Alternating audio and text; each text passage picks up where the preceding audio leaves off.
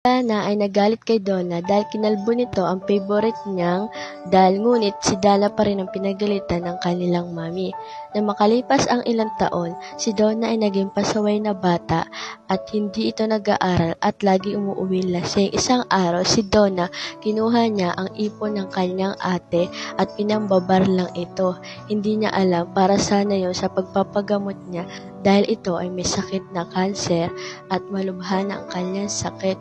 At nang dahil sa dialysis niya ay unti-unting naglalagas ang kanyang buhok.